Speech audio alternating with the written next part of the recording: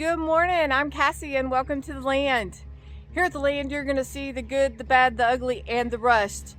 We're running behind today, so our chickens are ready to get out of this coop. Good morning, my chickens.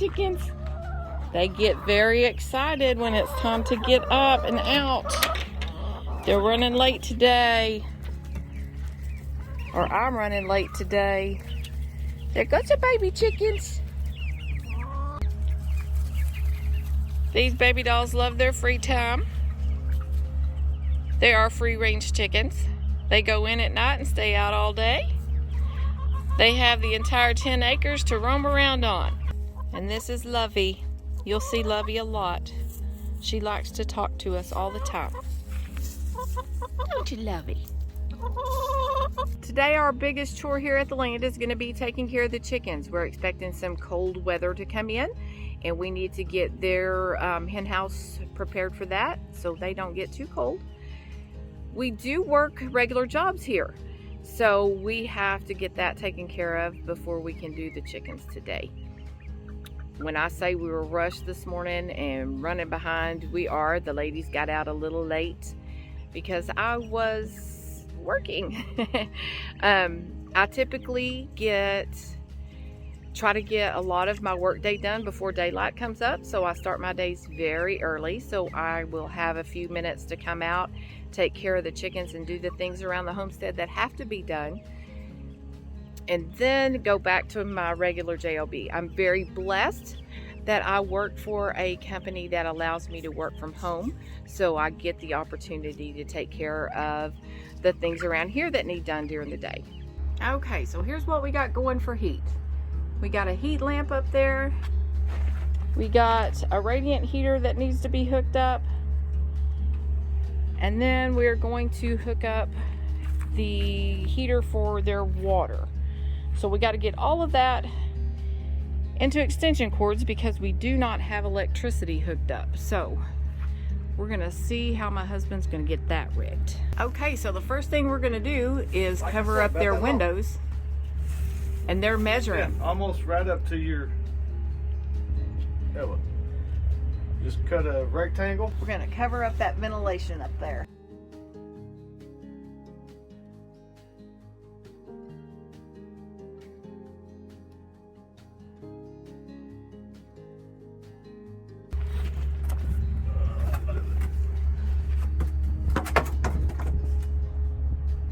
Too small?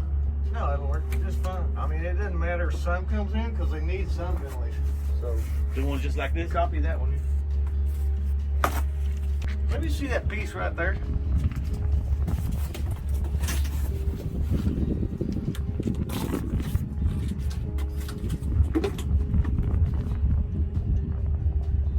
Cut another one just like that one. So the coop has ventilation up at the top and the back, all four sides, that we're going to cover up, keep in some warmth for them. Yeah. I don't think they'll need the heaters on tonight, especially with the ventilation stuff closed up. Still would like to put it on, turn it on just to see if it's gonna not trip my breaker. Yeah. I mean, we can turn it on and test it off, but I don't think it's going to be cold enough tonight to worry about it.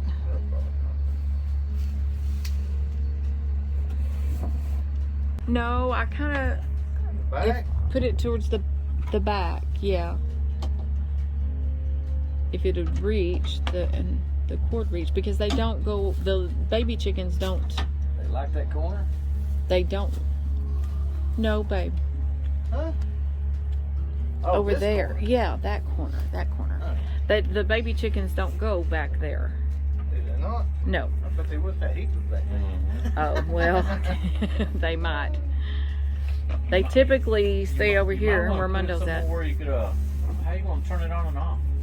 I was just gonna leave it on. It cycles off when it goes by the ambient temperature. So. Right, so you want space so they can get behind it? No, I wouldn't prefer them not to, because I don't want them knocking it over and stuff. They won't catch this stuff on fire? No, doesn't get that hot. You want to put it on a piece of plywood? Oh, that's probably a good idea. Yeah. Here. Knock that. This one right here. Knock that. And off there. So I do have a question about your electrical hookup thing here. Okay. There's 2 cords going up into there. Why? Huh? There's 2 cords Yeah. going out.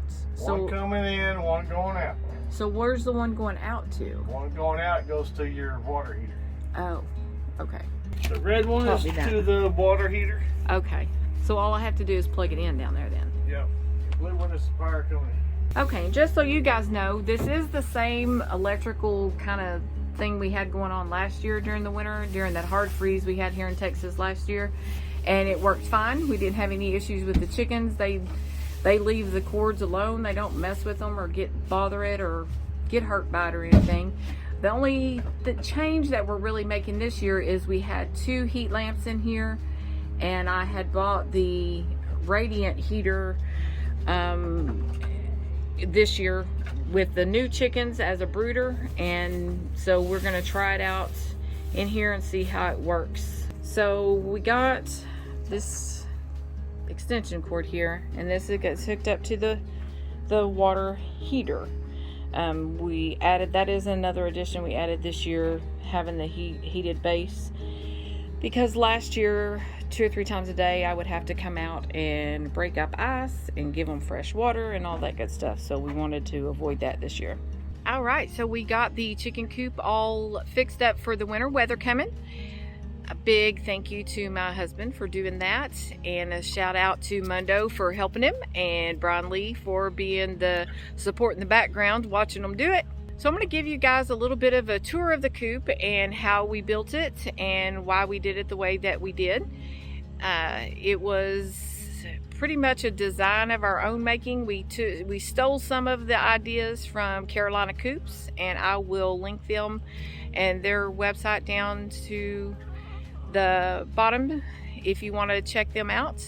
At the time when we built this, it wasn't something that we could really afford to do, so we decided to go ahead and build this one of our own design and get it going. I had brought the chickens home and said, hey, we need a chicken coop, so we had limited time to get it built. Luckily, we did it long before the prices of wood went up, so let's take a look. Okay, so here we are. We got the hen house with some nesting boxes and storage on the side, and the run. We made the run big enough that in the event we had to leave the chickens inside and they couldn't go out, there was plenty of room. If we were to fill the coop up, it could hold 32 chickens, and they would still have about 4 square feet each in the bottom run. I don't foresee us having to do that with that many chickens. We currently only have 20, so and this is the most we've had at one time with the new babies you'll see running around here. So we have had to leave them cooped up before, just for a day or two, not in an extended period of time. Okay, so in the inside of the run, we have this big open area for them here, where they've got some wood to climb on, and then all their feeders, waterers, and all that. We only had 2 feeders. I mean, 1 feeder and 1 waterer up until we got all these other little chickens, and the new waterer for the winter time. I used the plastic one. I've been putting their apple cider vinegar in. I didn't realize when I bought a metal one that you couldn't do that in metal, so we are exclusively using that one. They use both, so they're getting plenty.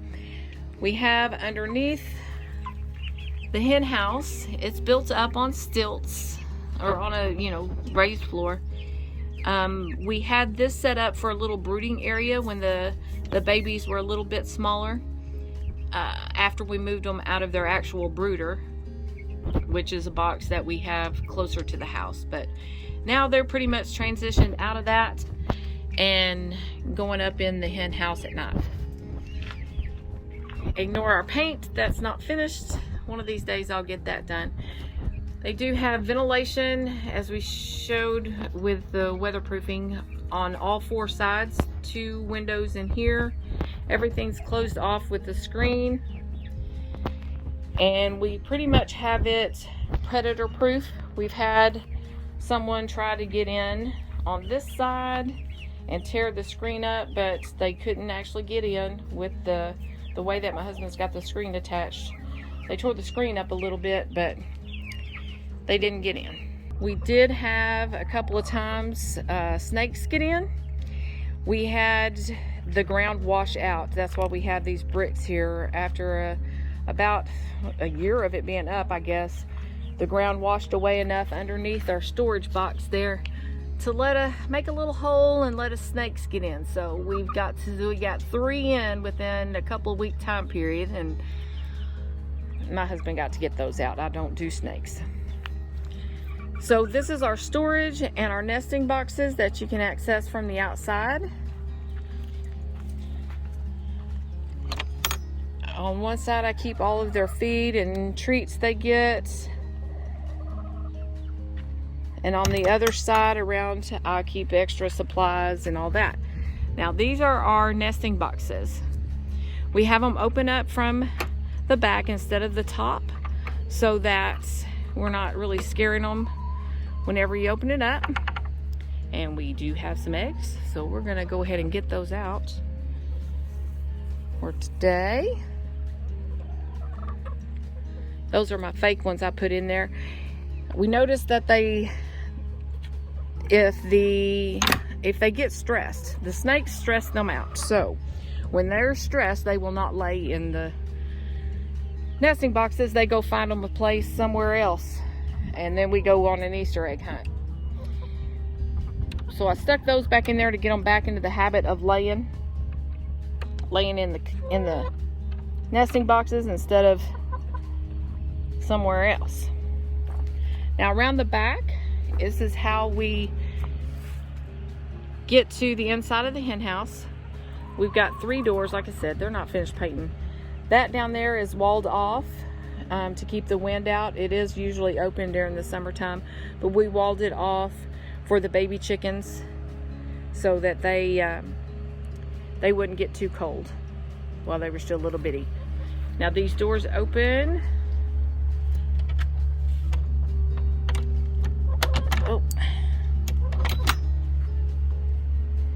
And this big door will fold all the way down to clean out the inside.